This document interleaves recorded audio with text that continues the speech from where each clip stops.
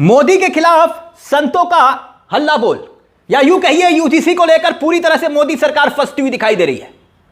सोचा गया था कि सुप्रीम कोर्ट ने रोक लगा दी, मामला थम जाएगा, लेकिन मोदी के नारे लगाने वाले अब सड़कों पर उतरकर ना सिर्फ मोदी बल्कि मोहन भागवत के खिलाफ यूं जंगे ऐलान कर रहे हैं। दिखाएंगे आपको क्या बयान दिया गया है, लेकिन इसके साथ साथ 22 तारीख को जंतर मंतर पर, दिल्ली के जंतर मंतर पर एक महा आंदोलन के आगाज का जिक्र किया जा रहा है। आह्वान किसने किया, क्यों किया और कैसे सड़कों पर हल्ला बोल हो रहा है, वो पूरी तस्वीरें आपको दिखाएंगे। मगर सबसे पहले जूना अखाड़े के महामंडलेश्वर नरसिंह सरस्वती से मिलिए। यूजीसी गाइडलाइन के विरोध में जिस भाषा का ये इस्तेमाल कर रहे हैं, आप इसका समर्थन करें या ना करें, ये आपका विवेक है, लेकिन इनके बयान को सुनिएगा, क्योंकि कल तक ये मोदी के नारे लगाने वाले चेहरों में से एक थे। संत समाज कैसे अब खुलकर मुखालफत कर रहा है यूजीसी को लेकर। पहले इनका बयान सुनिए और फिर उसके बाद कैसे महापंचायत का आह्वान किया गया है जंतर मंतर पर, वो भी आपको दिखाएंगे। सुनिए जरा। आज मोदी ने, मोहन भागवत ने उन नर पिशाचों का तृप्तिकरण करने के लिए जो पिछले 1400 सालों में आधी दुनिया को खाकर, हमारी बहन बेटियों को छीनकर और हमारा खून पीकर अभी तक तृप्त नहीं हुए, उनके तृप्तिकरण के लिए सनातन धर्म को समाप्त करने का षड्यंत्र रचा है। ये यूजीसी का कानून केवल सवर्णों को समाप्त करने के लिए नहीं है। ये यूजीसी का कानून संपूर्ण सनातन धर्म को समाप्त करने का एक षड्यंत्र है। बैकवर्ड में ये जो ओबीसी है ना, इसमें 70% से ज्यादा मुसलमानों को शामिल करके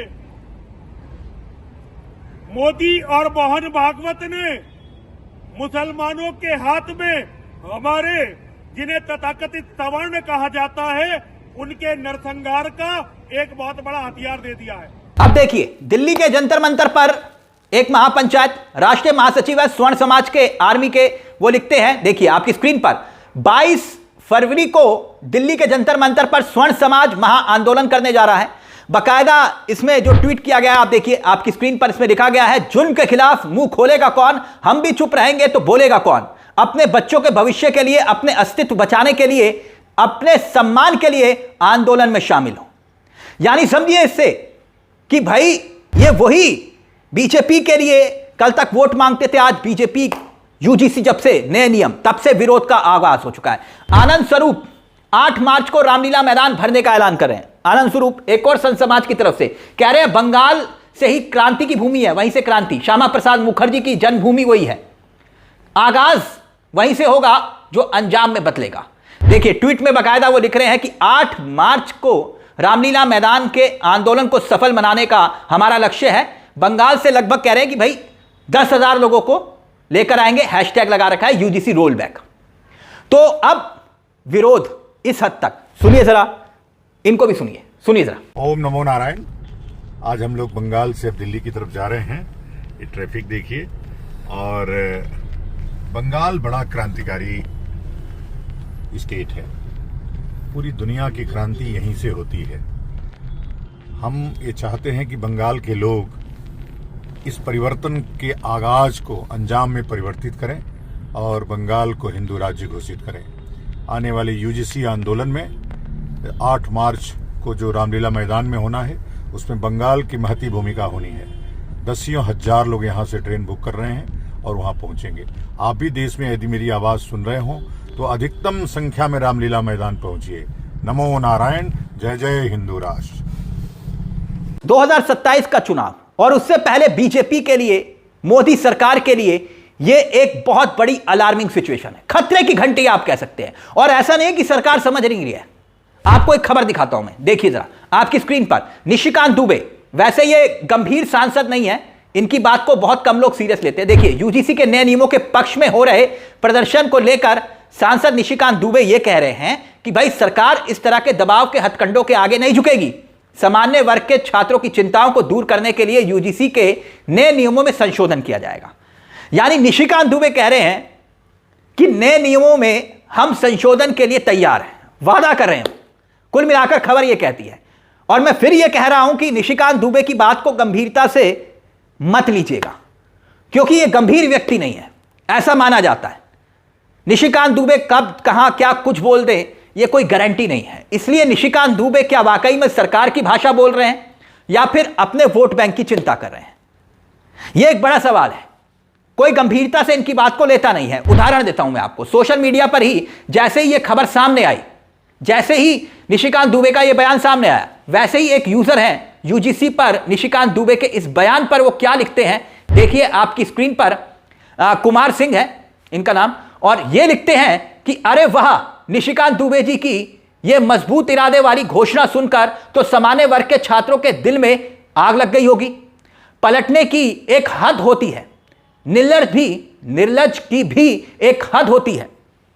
सरकार दबाव के आगे नहीं झुकेगी, लेकिन चिंताओं को दूर करने के नाम पर यूजीसी के नियमों में संशोधन कर देगी। आगे लिखा गया है, यानी प्रदर्शन करो तो दबाव, चिंता जताओ तो सेवा, बस नाम बदल दो और हो गई भाजपा की जन केंद्रित राजनीति। सच पूछो तो ये नए नियम खुद ही सामान्य वर्ग को आरक्षण की भेंट चढ़ाने का सुंदर उपहार है, लेकिन अब सांसद जी संशोधन का लॉलीपॉप थमा रहे हैं। प्रदर्शनकारी छात्रों को हथकंडे बाज बता दो और वोट बैंक को खुश करने के लिए थोड़ा सा छेड़छाड़ कर दो। कमाल है मोदी सरकार का ना झुकना बस मुड़ने वाला जुमला। अब ये निशिकांत दुबे को लेकर इस तरह की बातें सोशल मीडिया पर अक्सर होती हैं कि इनकी बात को कोई सीरियस लेता नहीं, लेकिन सरकार समझ रही है कि ये खतरे की घंटी है। जैसे कि उदाहरण के तौर पर देखिए, करनी सेना के प्रमुख राज शेखावत ये कह रहे हैं स्वर्णों को कि कसम खाओ, भाजपा को वोट नहीं करेंगे जब तक यूजीसी वापस नहीं ले लेती। कुल देवी की कसम होगी, भाजपा को वोट नहीं करेंगे। यानी ये भाजपा को वोट करने वाले कह रहे हैं कि भाजपा को वोट नहीं करेंगे। इनको भी सुनिए। आपको अपनी कुल देवी की कसम है, भाजपा को कोई मतदान नहीं करेगा। यूजीसी को रोल बैक तो 8 तारीख को हम करवाएंगे, किसी भी कीमत में करवाएंगे, किसी भी हद तक जाएंगे, रोल बैक तो करवा के रहेंगे। और यदि ये लोग अब भी नहीं सुधरेंगे तो इनको वोट की चोट देना हमें आता है। मैंने शपथ दिलवाई है, मैं जहां जहां जा रहा हूं शपथ दिलवा रहा हूं, और आपके माध्यम से मैं इस देश के समस्त सामान्य वर्ग के नागरिकों को शपथ दिलवाता हूं कि जब तक ये यूजीसी रोल बैक नहीं होता तब तक आपको अपनी कुल देवी की कसम है, भाजपा को कोई मतदान नहीं करेगा। भाजपा और आरएसएस के किसी भी कार्यक्रम में कोई नहीं जाएगा, न ही उनके आयोजनों में अपनी व्यवस्था सुनिश्चित करेगा। ये मेरा प्रण है और मैं इसके लिए शपथ लेता हूं और देश के सामान्य लोगों को इसकी शपथ दिलाता हूं। सड़कों पर पहले यूजीसी को लेकर विरोध हो रहा था। भारतीय जनता पार्टी पूरी तरह से खुद घिरती हुई दिखाई दे रही थी, क्योंकि प्रधानमंत्री नरेंद्र मोदी के अपने संसदीय क्षेत्र बनारस तक में विरोध की तस्वीरें आई।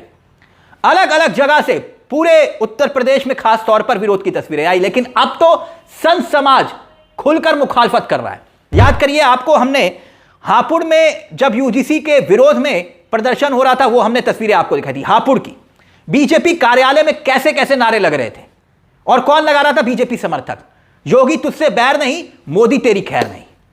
वो तस्वीरें याद होंगी आपको, याद करिए। योगी तुमसे बैर नहीं, मोदी तेरी खैर नहीं, मोदी सरकार हाय हाय हाय हाय हाय, मोदी सरकार हाय हाय हाय हाय हाय, काला कानून वापस लो, वापस लो, वापस लो, काला कानून वापस लो, वापस लो, वापस लो। यानी सुप्रीम कोर्ट ने 29 जनवरी को यूजीसी के नए नियमों पर रोक लगा दी थी। 29 जनवरी को तब सोचा गया था कि विवाद खत्म हो जाएगा, लेकिन यहां पर विवाद खत्म होने की बजाय बढ़ता हुआ दिखाई दे रहा है, क्योंकि तब अदालत ने यह बात साफ करी थी कि नए नियमों की भाषा अस्पष्ट है और ऐसे प्रावधान समाज में विभाजन की आशंका को पैदा कर सकते हैं। और तब कोर्ट ने नए नियमों को रोका था और कहा था कि पुराने नियम लागू रहेंगे, और बाकायदा केंद्र और यूजीसी को नोटिस जारी किया था और कहा था कि विशेष समिति का गठन करिए और उसके बाद इसमें कुछ फैसला लीजिए। मामला सुप्रीम कोर्ट में जरूर है, लेकिन यहां संत समाज जिस तरह से मोर्चा खोल चुका है, संकेत और संदेश साफ है कि 27 के चुनाव में, यूपी के 27 के चुनाव में बहुत बड़ी मुश्किल खड़ी होने वाली है और मोदी के लिए खुद वोट मांगने वाले मोदी के खिलाफ खड़े हो गए हैं यूजीसी के इस मामले को लेकर। इस पूरे मामले पर आपकी क्या राय है? आपको क्या लगता है कि सरकार वाकई में बैकफुट पर आएगी और क्या वाकई में वोट की चोट बहुत खतरनाक तरीके से बीजेपी को लगने वाली है यूजीसी के मसले पर? अपनी राय हमें कमेंट बॉक्स में जरूर दीजिएगा। मुझे तिलक चावला को दीजिए इजाजत। एक छोटी सी दरख्वास्त, चैनल को सब्सक्राइब जरूर कर लीजिएगा। मंच आप ही का है जहां हम सिर्फ खबर नहीं दिखाते बल्कि खबर के पीछे की खबर भी बताते हैं। नमस्कार, जय हिंद, जय भारत।